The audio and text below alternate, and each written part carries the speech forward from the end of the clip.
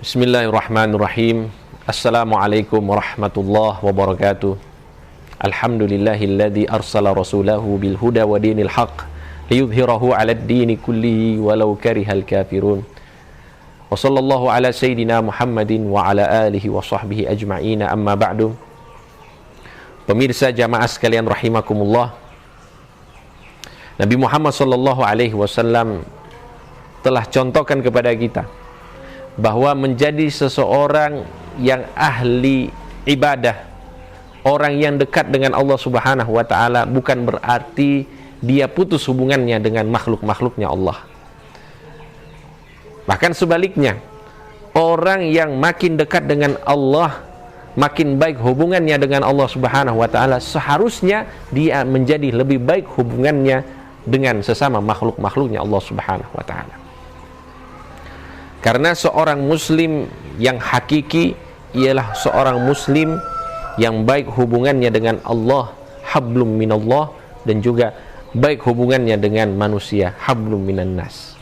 Dan ini adalah kesempurnaan teladan dari Nabi Muhammad sallallahu alaihi wasallam, yang kita umat Nabi Muhammad sallallahu alaihi wasallam diperintahkan oleh Allah Subhanahu wa taala untuk mengikuti Nabi Muhammad SAW dalam segala hal, apalagi dalam hal akhlak, yang pada akhir-akhir ini sudah mulai jauh kita dari akhlaknya Nabi Muhammad SAW.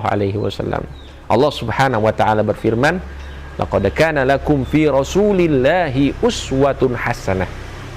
Sungguh terdapat bagi kalian di dalam diri Nabi Muhammad SAW suri tauladan yang baik. Maka kalau kita ingin mencontoh sesuatu yang baik, jadikanlah Nabi Muhammad SAW sebagai panutan kita. Nabi Muhammad SAW sepakat, kita yakin bahwa Nabi Muhammad adalah sebaik-baik makhluk yang hubungannya dengan Allah Subhanahu wa ta'ala, rasa takutnya kepada Allah Subhanahu wa ta'ala, ketakwaannya kepada Allah Subhanahu wa ta'ala, tidak ada yang mengalahkan Nabi Muhammad.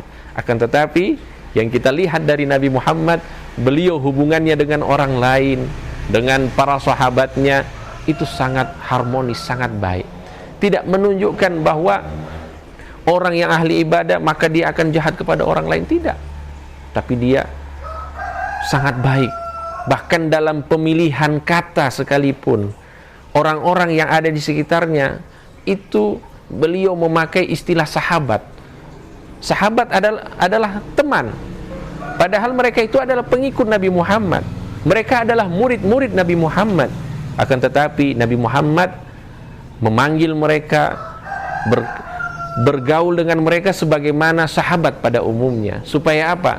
Supaya di sini tidak ada batas antara mereka dan Nabi Muhammad sallallahu alaihi wasallam. Dan ini adalah contoh dari Nabi Muhammad sallallahu alaihi wasallam, bahwa seorang muslim yang dekat dengan Allah Subhanahu wa taala seharusnya dia juga memiliki hubungan yang baik dengan sesama makhluknya Allah Subhanahu wa taala, apalagi manusia.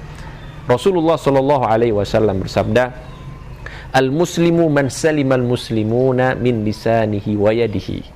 Orang muslim yang hakiki ialah orang muslim yang tidak menyakiti saudaranya, baik dengan lisan maupun dengan tangannya. Dia tidak menyakiti saudaranya dengan perkataan, tidak menyakiti saudaranya dengan perbuatan. Nah, ini adalah seorang muslim. Maka kalau kita bergaul dengan orang lain, ikut Nabi Muhammad SAW, jangan sakiti orang lain. Semampu kita, jaga diri kita untuk tidak menyakiti orang lain. Maka dengan itu kita akan mendapatkan predikat muslim hakiki. Dan apabila kalau kita memiliki kelebihan, ada kebaikan dan manfaat yang bisa kita berikan kepada orang lain, maka kita berikan hal tersebut sebagaimana yang disabdakan, yang didauhkan oleh Nabi Muhammad SAW kepada kita, untuk tidak menyakiti orang lain. Demikian juga kalau kita memiliki kelebihan, kita berikan manfaat kepada orang lain. Orang yang memiliki ilmu, dia berikan ilmu kepada orang lain. Orang yang memiliki harta, dia berikan hartanya kepada orang lain.